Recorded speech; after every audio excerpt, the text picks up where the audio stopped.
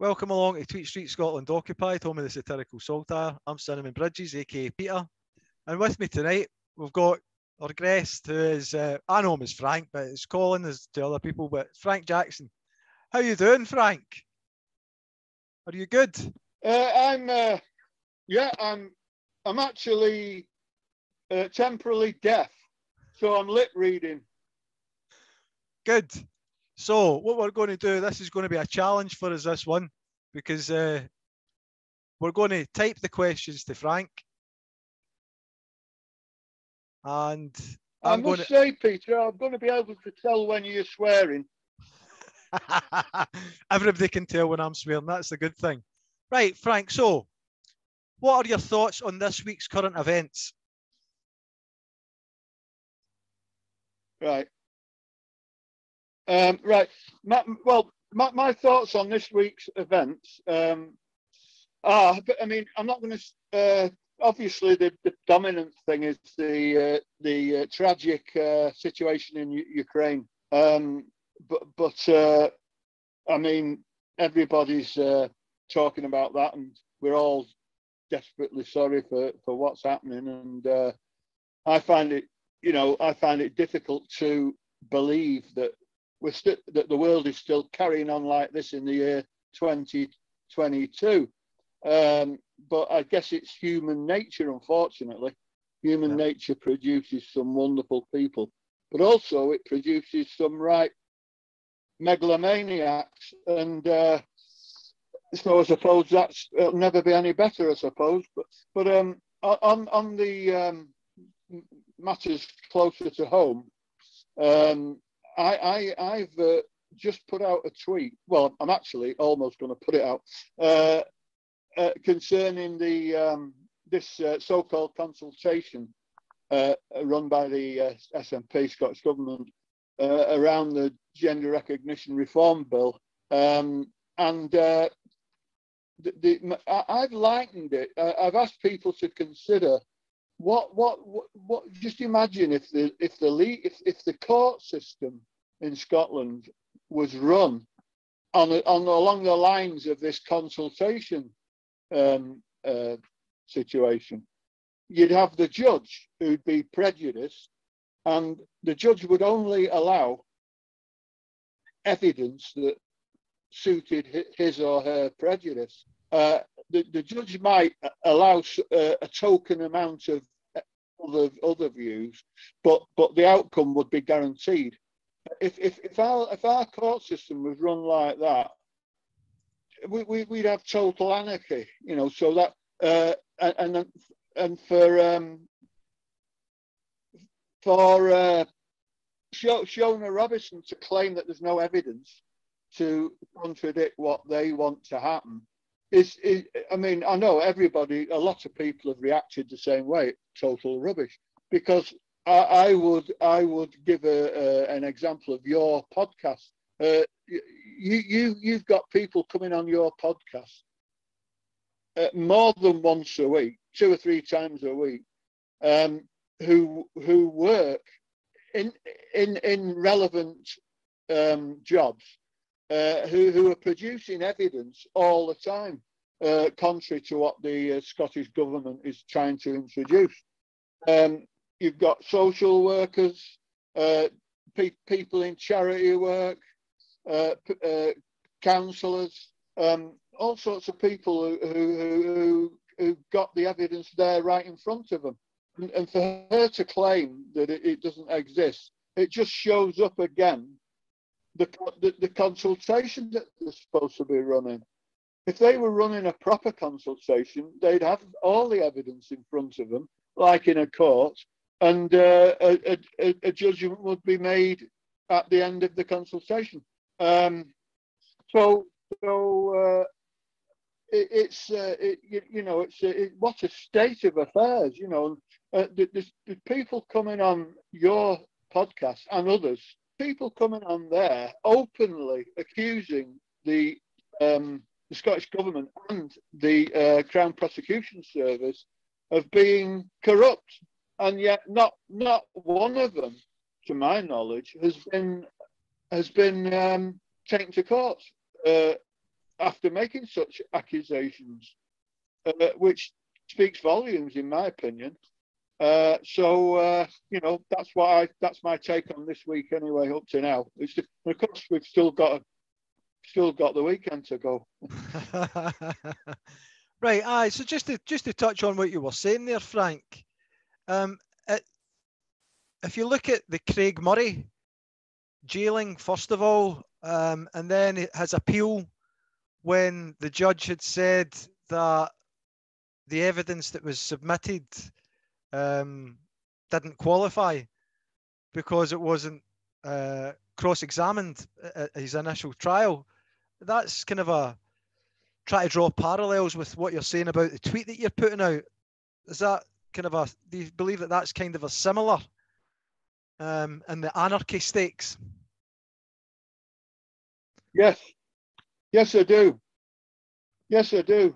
And I'm very keen on what the European Court of Human Rights decides on that case, because the way they carried on recently in his I think he appealed, didn't he, against his jail term, and they wouldn't even let him give evidence because they claimed it was so clear cut that he was rightly jailed that they wouldn't accept any evidence.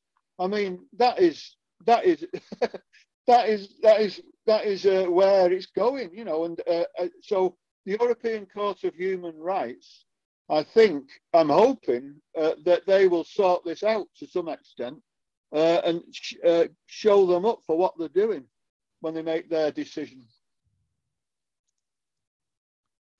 Right. So on that note, where does this leave us as a nation in Scotland? Well, it leaves us in the poo-poo at the moment, but I think it's only temporary because this can't go on forever. It's got to you know, the scales have got to be tipped at some point, and maybe the European Court of Human Rights might set that off. The other hopeful thing, I'm assuming, is that when Alex Salmond brings his court case against the Scottish Government and the civil service, I think there might be 2 court cases. I don't know when they're going to come, but because as you've said yourself in the past, it takes ages to get a case to court, you know. So, but I think providing it goes okay and they don't, you know, the judge isn't corrupt or something. I know you shouldn't say things like that, but you know, if I'm jailed, you will come and visit me, won't you? Of course I will. But you know, when the Salmond case, if it goes the way I hope it goes, was evidence will be allowed that wasn't allowed before. I'm hoping that might be a help to tip the scales. What do you think about that, Pete? Well, I live in hope, Frank, and I hope that one or other helps us to tip the scales. But what do we do if to tip the scales, if the European Court of Human Rights and Alex Salmond are not successful? Is there any option left for us? Well, I've not thought of that actually. Trust you to come up with one like that. I mean, we're looking at your bar steward. We're looking at bloody revolution, Peter. Then we're looking at, you know, I mean, I'm tempted to start a revolution now, but civil disobedience. But that's right. That's what I mean. I don't mean a bloody revolution. I mean a bloodless revolution.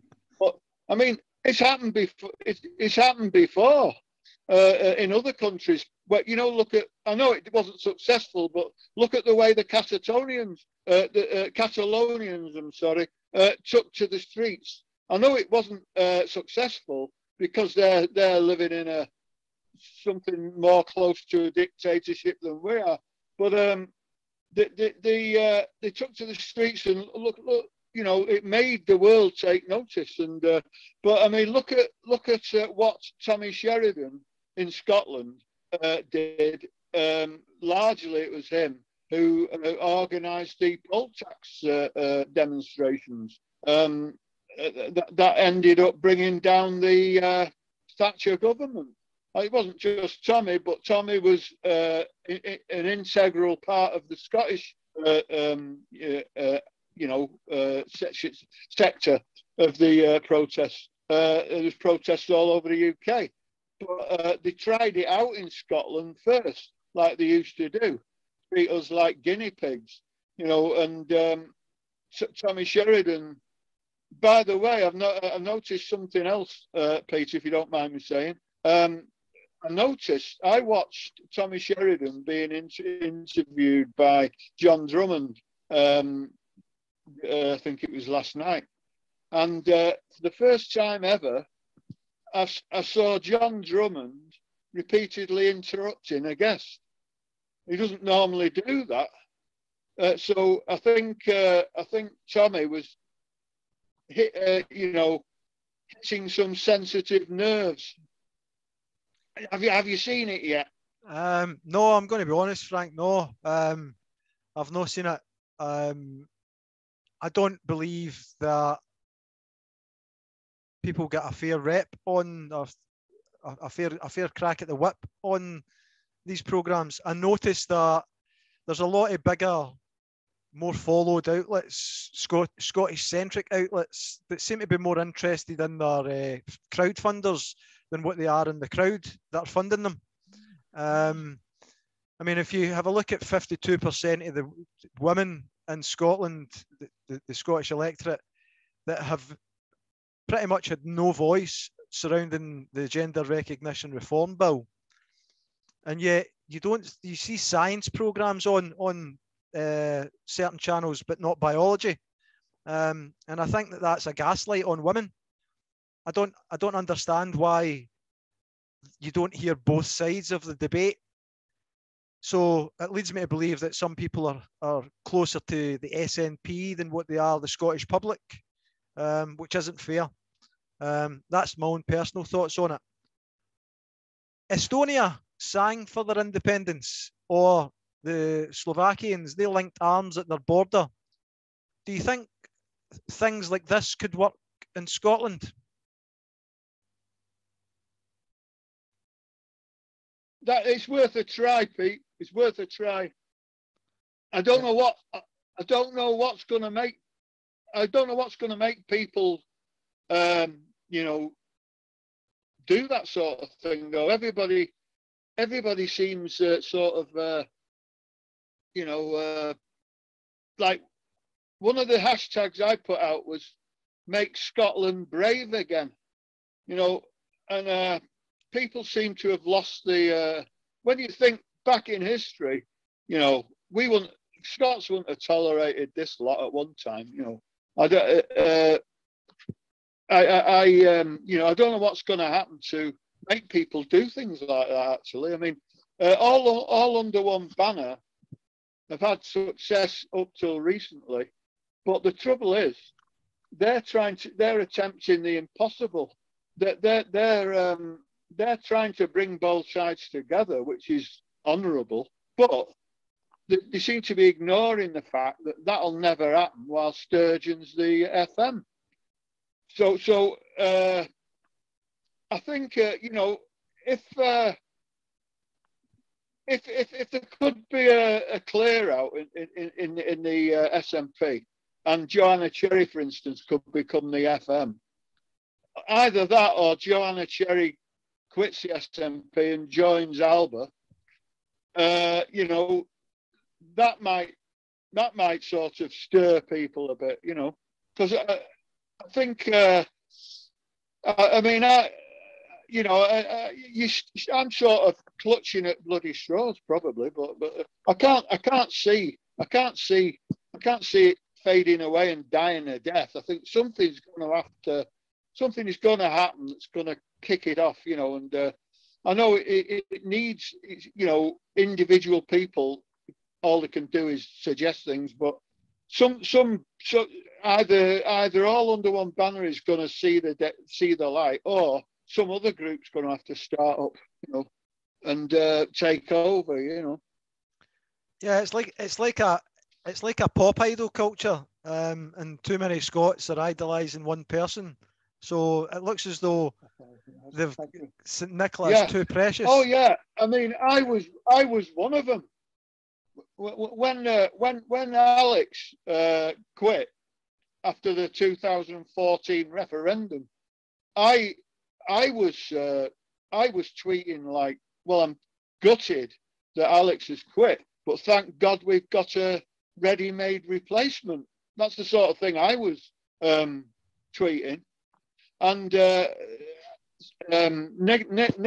Nicola had a big event after she'd taken over at the Hydro in Glasgow.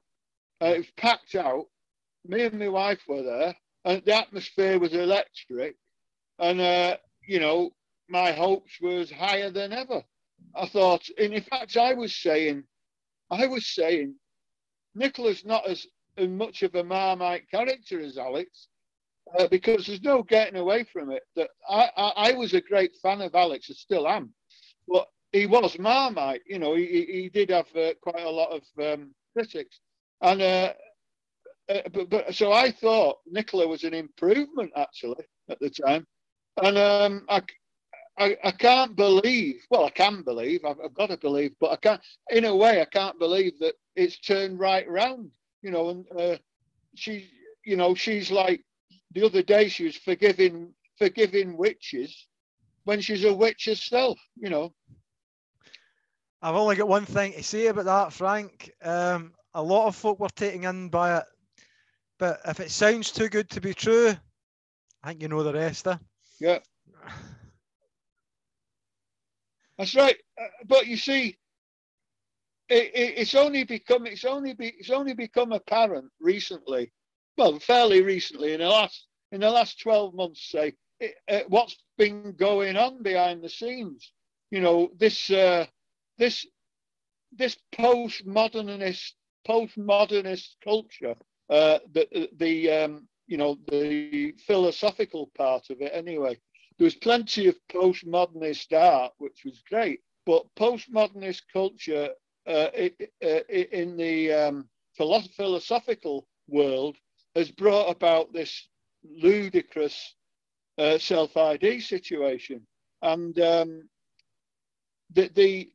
this has been, but the thing is, this can be traced back to America decades ago, and it's been growing its roots all over the world ever since.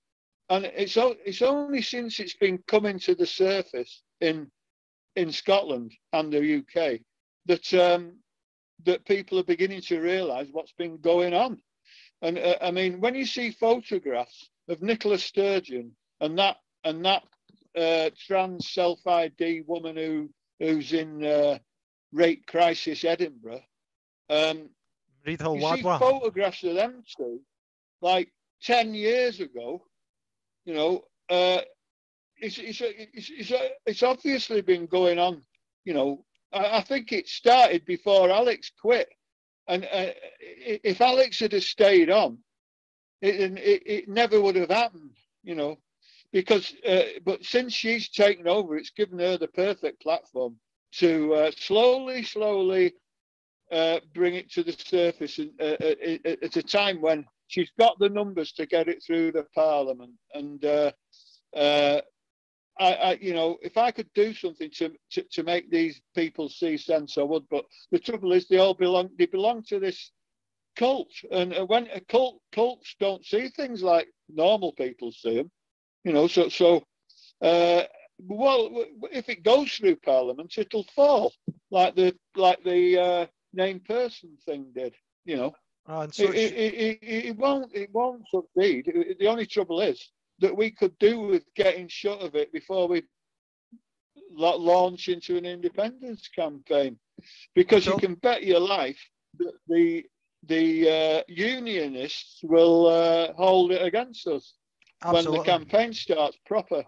Absolutely. Right, let's get away from the GRA. What did you make of blah blah Blackford hinting at the postponement of Indiref in 2023?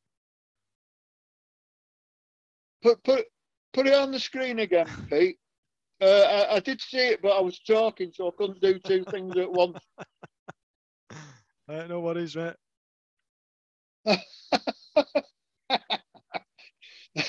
Blah blah Blackford, have you any sheep?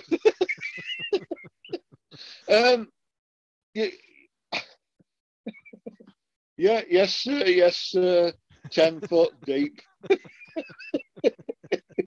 Oh dear. It's funny that came to me off the top of my head. It must be something going on under here.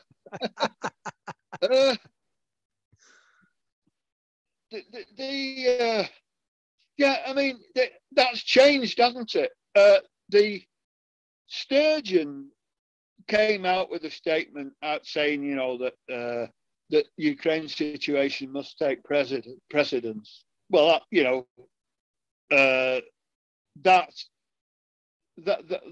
is, you could say it's arguably true, but there's no reason why preparations can't be underway. They should have all the ducks in a bloody row, ready for when it does, but they've done no work towards it. Blackford made a statement earlier in the week saying it's going ahead for next year. After he'd made a statement, like you said, you know, they're going to have to looking at the possibility of delaying it. So they've both made contradictory statements this week. But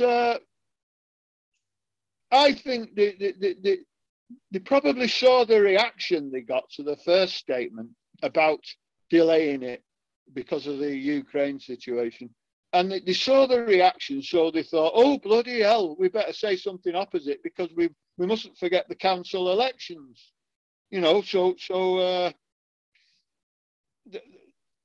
that's you know, that's what I think has happened. But I mean, I don't think anybody really believes there's going to be a referendum next year.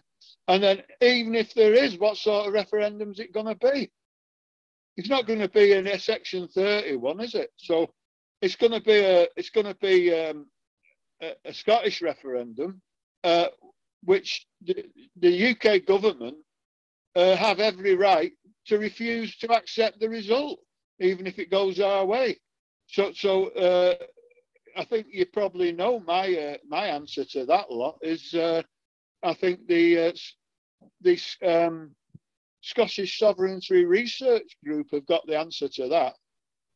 David Henry's people, they think that a Section 30 referendum is a trap. And there's other ways. There's about 6 different ways it can be done, and it's all the Scottish Sovereignty Research Group. They're not just a bunch of activists, like, you know, who haven't got a full grip of everything. They are there's legal people amongst them, people like lawyers and you know, professors and things like that in constitutional affairs. And there was one guy at the All Under One Banner March last weekend at the rally, Jeff something.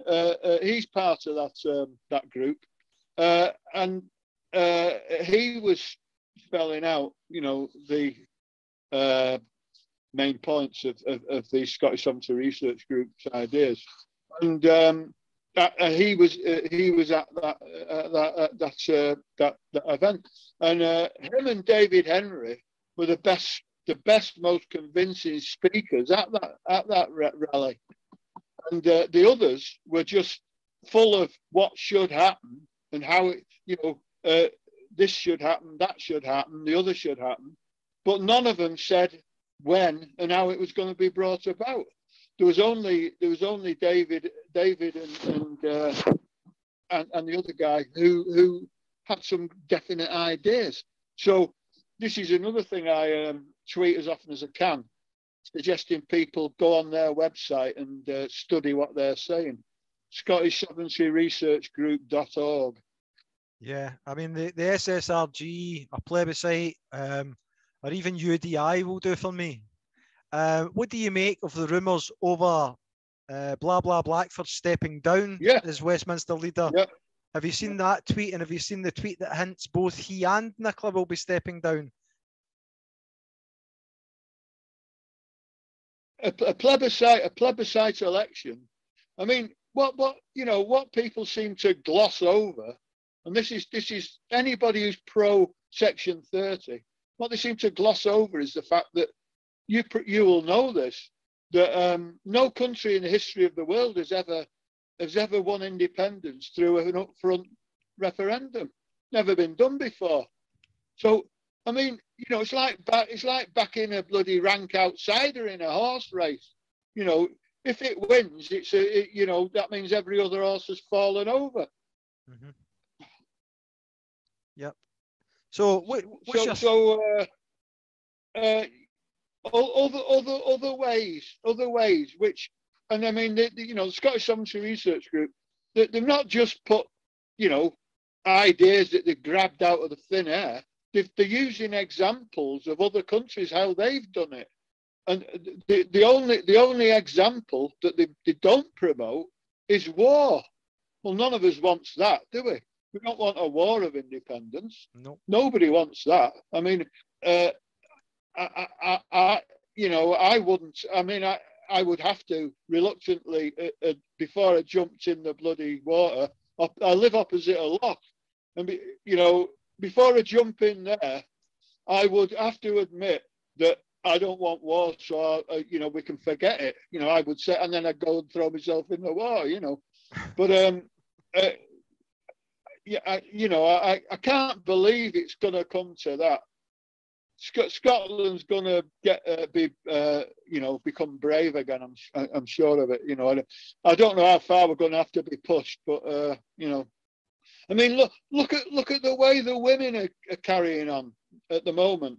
The Women Won't Wish and all the other organisations. Look at the events they're having, the rallies and the marches, and you've got video footage of the dance they did in George Square. Yeah.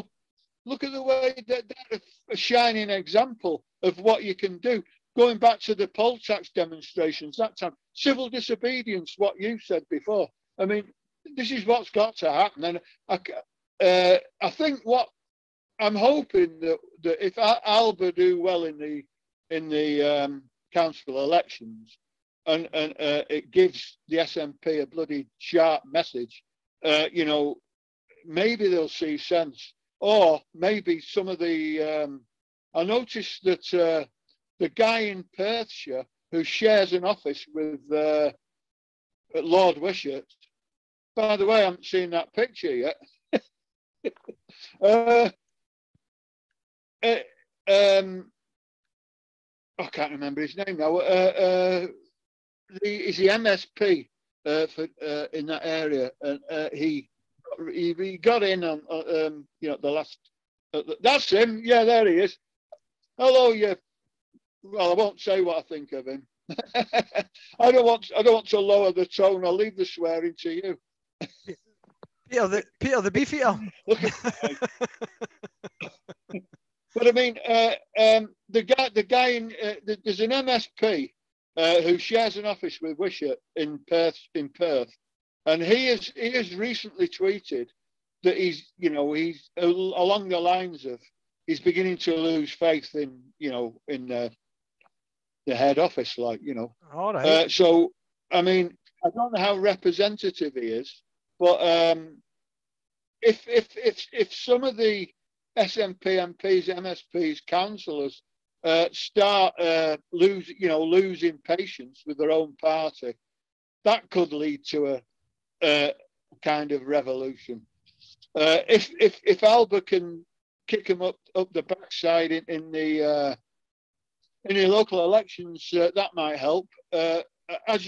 As you know, Peter, I've been tweeting about trying to get out to people how the STV voting system works for council elections. Mm-hmm. And a very good friend of mine who is in the same LACU group as me, the Sterling one, actually explained it to me in ways I could understand it. And that's it, Jim Fairley. Thanks, Peter. I can't talk and go on Google at the same time, I'm afraid. I'm a typical man, you're not. Thanks. I'm extraordinary. Thanks very much for that, Frank. I love to see you laugh, Peter. You know, it's a breath. It's like a tonic watching you laugh, Pete. Cheers, mate. It's worth coming on here just for that. But Jim Fairley, yeah, he's losing his patience, and I know others are. I've heard of people, contacts I've got that is not the only one, but I think I'm hoping they're just biding the time, because I know they're not all happy about the GRA thing. You know, so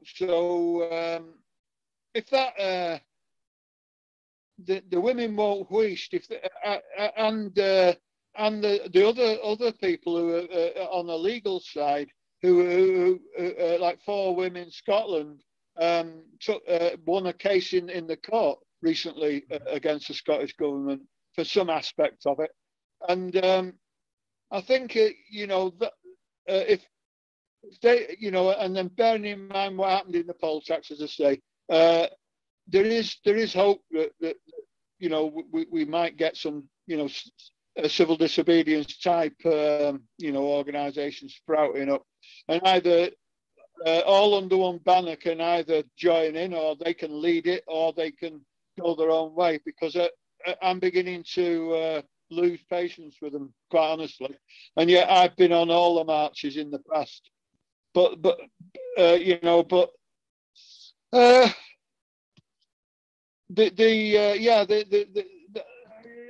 it's all up in the air at the moment, you know. Yeah. Unfortunately. What do you make of the rumours that Mr. Blackford was to step down as the SNP leader at Westminster? Well, that's been, I think that guy, McDonald, Stuart McDonald, I think he tweeted it's a load of rubbish, so I don't know. I think, and Blackford's supposed to be furious at the suggestion, but I mean, like somebody said on Twitter, Blackford's furious all the time, but it don't get us anywhere, you know. But it's been somebody had actually tweeted that Sturgeon was thinking of considering a position as well. But I mean, you know, you hear all sorts of things on Twitter and other platforms, and most of the time, you know, they don't come to anything. So, if any of that did happen, I wouldn't be sat here like this. I'd be jumping up and down. Oh, well, it's about time we had some good news. Right, next question. Yeah, well, have you got any? Have you got any? Yeah, there's going to be a few different people coming onto Tweet Street over the next couple of weeks. We've got more Alba candidates coming on. We've got an insight into the Gypsy and Roma Traveller History Month coming soon. So we're switching up a wee bit, giving a voice to people who don't usually get their voice heard. So these things are happening in the background as we speak, Frank. So hopefully there'll be a few announcements in the next few days. about what's coming for Tweet Street. There's also Dissenting Voices Scotland. So we're looking at setting off setting the wheels in motion in some new ventures. You've turned your camera so that it's facing the rest of your room, so that you know.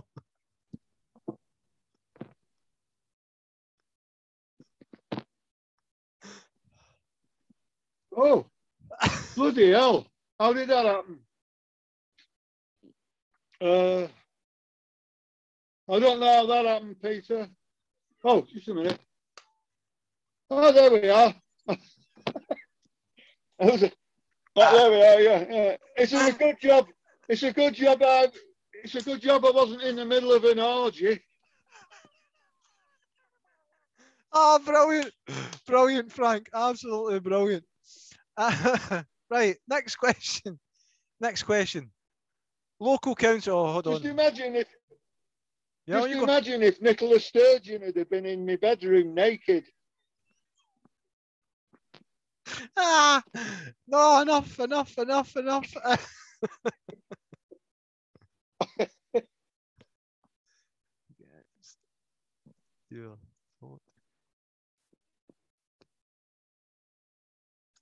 Okay, so for the local council elections coming up in May, who gets your vote and why? Yep. Right. Alba, ISP, any other pro-independence party, then a couple of no-hopers, and then, because I'm expecting quite a long list, you know, you get all sorts of things, oh, hello, Peter.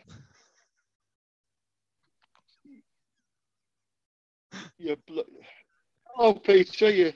I was trying to say something without swearing. I'll just call him a bloody traitor. Yeah. I think everybody sees him as that. Sorry. Anyway, on you go. At the moment, sit down, Peter. I can see him. I'll change it. You left me alone with that bastard. Oh, sorry. Oh, this is fun. Yeah. Anyway, back to the answer. Funnily enough, I haven't forgotten the question. Alpha 1, ISP 2, any other pro-independence party who happens to be standing in my area, then I'm expecting a fairly long list, you see.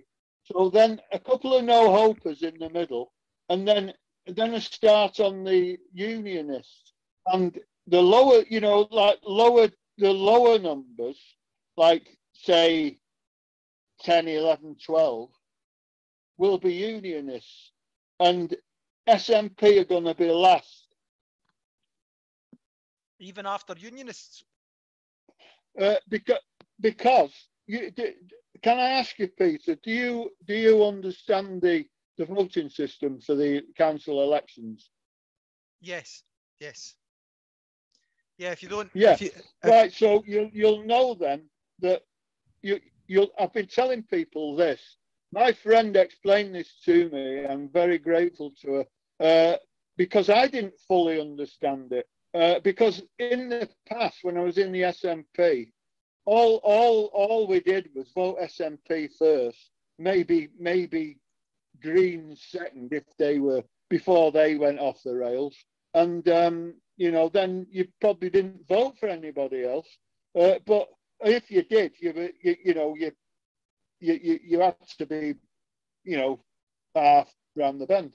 But the thing is, what people don't realise, and you might do, I do, but the lower down the list you go, when you start voting for people past the halfway mark, like 12, 13, 14, or 10, 11, 12, that's actually like voting against them, because you're not actually voting for anybody. You're ranking them.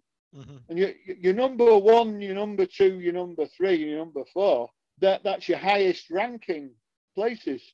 Anything below halfway is you're ranking them like negatively. So it's important to vote. Use every ranking opportunity you've got, so that by the time you get past halfway, those people like the Unionists and the SNP, you're voting negatively for them. It's just like voting against them. So, you know, if people get the hang of that,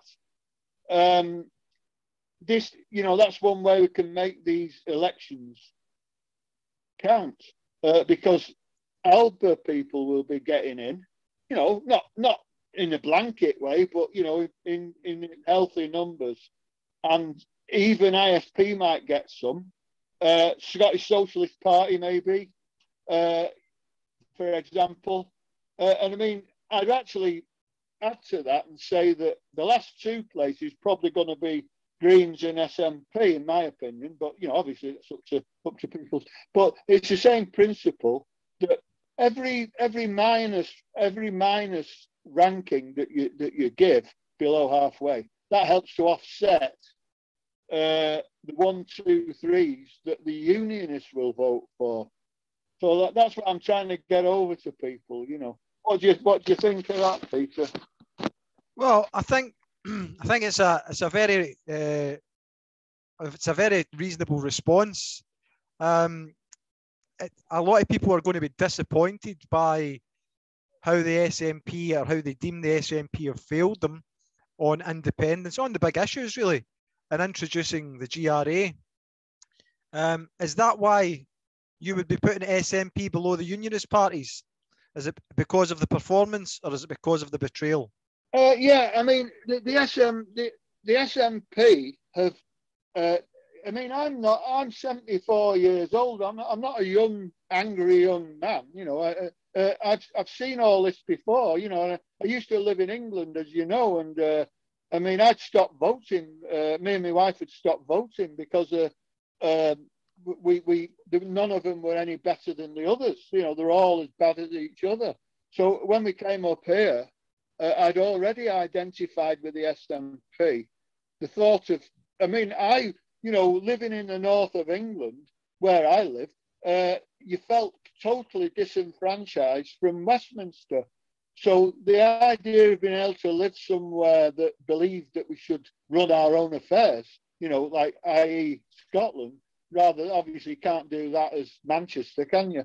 But Scotland, the idea that Scotland could escape from this hellish union really appealed to me, and we loved Scotland anyway because we always came up here for holidays, and we got to know people up here as well in doing so. So when we came up here, it was like coming home, and the first thing me and my wife did was join the SNP. The second thing, we got on the voting register.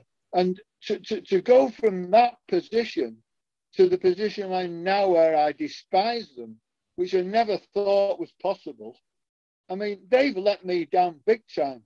So from a personal point of view, I'm going to vote for them and the Greens, who are in bed together over this GRA thing. I'm going to vote for them last. In how many other candidates there are, they're getting my last two votes.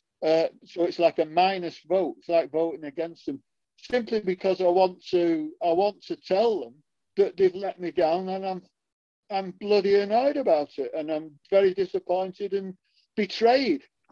That's my attitude to it, and I can't see there's any way back for them. Except if there's a revolution, a bloodless revolution within the SNP, and Joanna Cherry takes over, for example, she might not want it. I wouldn't blame her if she didn't want it. But, if she wants it, and obviously that would mean a clear out of all the rest of them, and she'd bring her own people in.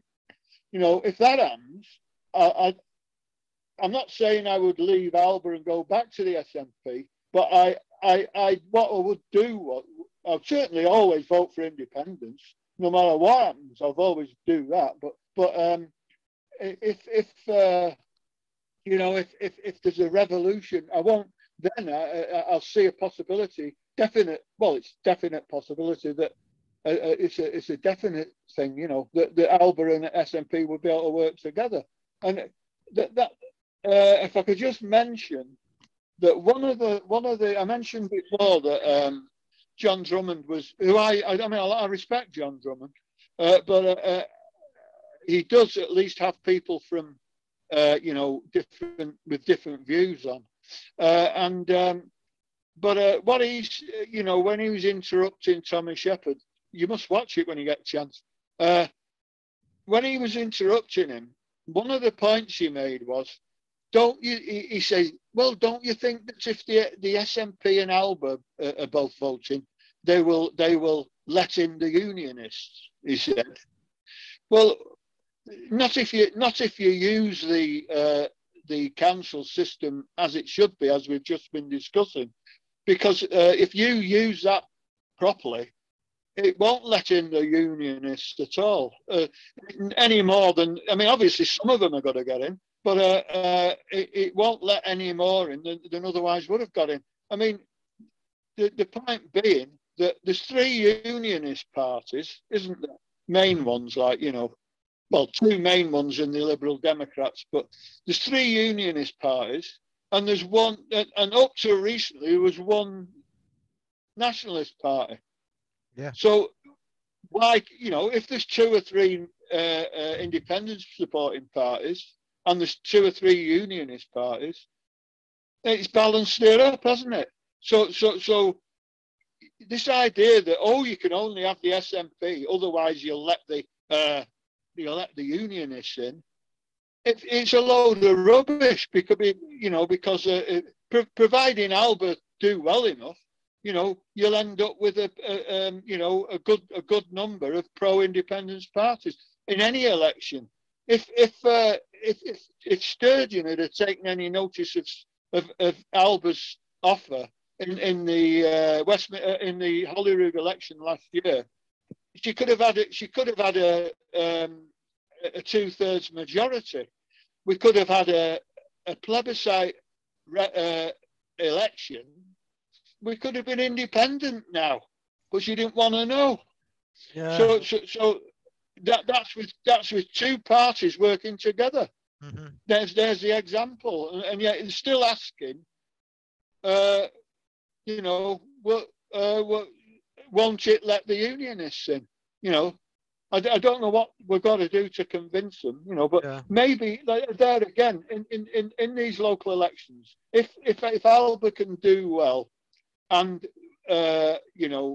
give the SNP a kick in the bloody backside, but also demonstrate that more than one independence party can succeed in this system, people might start thinking, oh, well, if we could do it in the council elections, we might be able to do it in other elections, So, but there again, other elections, we're talking about 2 or 3 years ahead, which God knows what's going to be left of Scotland by then. That's why something more radical needs to happen pretty quick. I agree. I think the SNP under the stewardship of Joanna Cherry would work with all parties and none, which is quite the opposite of now. Now, you'd mentioned you'd lived in the north of England. Was living under a Tory government really so bad? It seems Scotland seems to think so, hence not having one since 1955. Oh, what was living in the north of England like, did you say? Yeah. Well, like I say, in the north of England, not everybody looks at it like this. But where, the way I felt about it was, that's why I stopped voting, because didn't matter what party got in power, we never seemed to make much positive difference to the north of England. When you think about it, the they're always, whoever's in power, no matter what party it is, they're always going to look after their core voters. And where it all went wrong was when Blair took over the Labour Party. He started. They started becoming like Tory light, because they were after the southern seats. So, you know, bollocks to the north of England. You know, we must win these seats in the south. You know, so we were always like sort of thought of the last, you know, but well, of course, Scotland's even worse off. But like, I mean, my daughter lives in another part of the north of England. She lives in North Shields, you know, and Newcastle and the North Shields is one of the worst areas in the UK for poverty and deprivation. They've got some horrendous social problems around there, and yet some years ago, when a vote was had about federalism, and each part of the UK was, I think, I can't remember whether it was each part of the UK or whether it was just England, but they asked to vote in a referendum whether they would want to be like run their own affairs more like a federal, you know, like a state of America, you know. Newcastle or the northeast, you know, the Tyne and Wear, or you know, whatever area it's called nowadays, voted against it. I mean, how can you make sense of that? They voted against it, and yet over the years they've seen the death of the shipbuilding industry. They've seen the death of the coal mines. You know, the saying, you can't sell coals to, it's like trying to sell coals to Newcastle. That comes from obviously from the mining industry. And you've seen all those industries, steel, shipbuilding, coal, all those industries in the northeast have bit the dust. You know, they've got this awful. There are well-off parts of the northeast, of course. Is it same in every area, like, but they've had all that, you know, to contend with over the years, and yet they wouldn't want to be federal, you know. So there's no accounting for it, is there?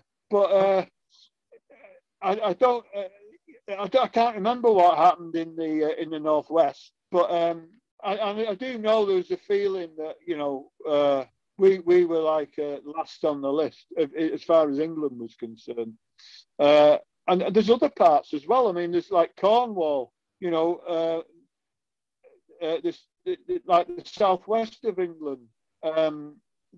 Some areas of the southwest of England that are almost, you know, in as bad a place. Cornwall's been hit terribly, and the Cornwall independence movement is, I mean, obviously they'll never become independent, but they are like in resurgence, you know. Kerno, I think they call themselves, and you know, so they might. I mean, I think they might go for federalism, but the trouble with federalism, of course, is you've got to sell it to the whole of the UK. Yeah. That's why when bloody Gordon Brown and people like that start going on about relaunching federalism, it's a thing they've been going on about for 100 years. But yeah. It's like doing away with the House of Lords. The Labour Party have been going on about that for 100 years as well, and it never gets anywhere, and it never will. Not when they've got half the House of Lords Labour politicians, you know, former Labour politicians. So that's why anyway. That's why the way I felt, and I wasn't the only one. Not everybody in the north of England, of course, feels like that. The well-to-do people don't. It's more of the working class, Yeah. But this how Johnson managed to win over some of these northern areas in the election. He did it on the basis of encouraging the xenophobia of some people. Yeah, certain people who are convinced that all the troubles are caused by immigrants, and yet you go into hospital and probably an immigrant will save their life. Yeah, that's very accurate. Tory 101. They tell everybody what they plan to do without doing any of it. Right, back to Scotland. Labour died overnight in Scotland after selling Tory lies. Can you see the SNP going the same way? Yeah. Oh yeah, definitely. Yeah. If there's not a bloodless revolution within the SNP, the SNP will end up like Labour. They'll end up a minority party, and there's obviously I'd like to see Albert taking over, but whether that'll happen or not I'd like to see it. But I mean, obviously we just have to wait and see. It may all start with the council elections. But can you believe that the SNP have allowed themselves to go down the Labour route? People are calling them new SNP now for a reason, for that reason. Old Labour. It's like, do they ever learn off other people's mistakes? They don't, do they? History repeats itself. I don't know what it is. Maybe it's something to do with when a party becomes the establishment, maybe. Yeah, it's very it is very well, they're blaming the establishment south of the border. However, they've become the establishment north of the border themselves in the process of, we can pass the blame on to them and we can blame them for everything. We have been featuring local election candidate hopefuls. Do you see yourself getting into politics in this way? No. I'm too old, Peter. I'm 74. But I've been told that we've got enough candidates now. So all the candidates we can cope with, So that's what I've been told, but I mean, the thing is that I'm 74, like I say, and I've also got some very worrying things happening in my family, and to do with my daughter and granddaughter. Sorry to hear that. I have to very often shoot off down to North Shields at a drop of a hat because I'm the only one in a position to be able to do it in our family. My son lives in London and his wife both work full-time in the pharmaceutical industry, and they're just not in a position to be able to do that. They're both working full-time. I'm retired, so I'm in a position to be able to go down there like the cavalry, and but if I do something, I have to do it 100%. I couldn't give 100% as a councillor, so I've never had any ambitions to be. I'd rather be an activist than a politician, because I believe that I've seen it happening to too many politicians. They go into the system, particularly when I was living in England. We had some right firebrand politicians, particularly from the north of England, going into Westminster, determined to make a difference for the north of England, ending up getting sucked into the system and having all the enthusiasm sucked out of them. They ended up just like the rest. That's why we stopped voting, So I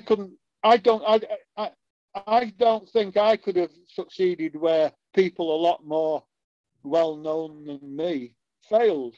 You know, so I think, in my opinion, I think the Green Party, for example, I think they should have stuck to being a protest movement. I think by going into politics and joining the rest, they've been held back. And you know, I mean, it's a shame they've gone full, you know, they've gone commando with regarding the GRA, you know, and I'm hearing that the Greens in England are going the same way. Yeah. They're kicking people out of the party that won't go along with the GRA thing, you know, in England's version of it.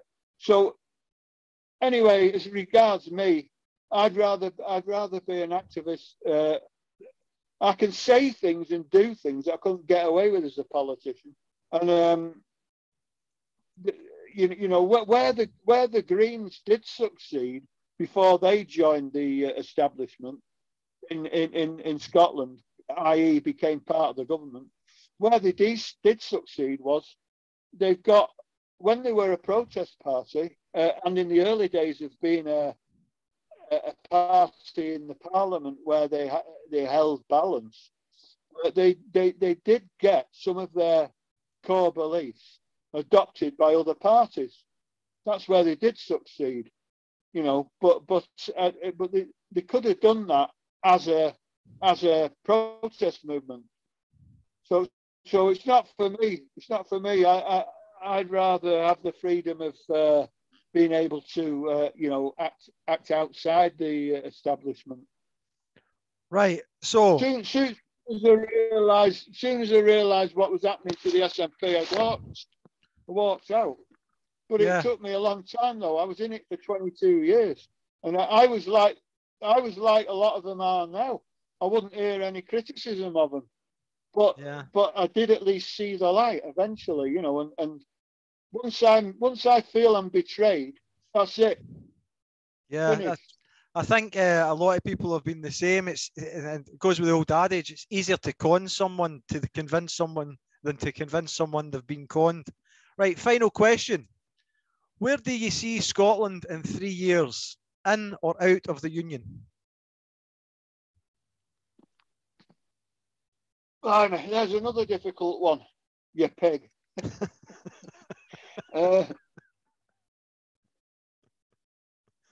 It's just your thoughts. Come on, just your thoughts. I was waiting for that laugh, Peter, before I carried on. Well, oh Christ.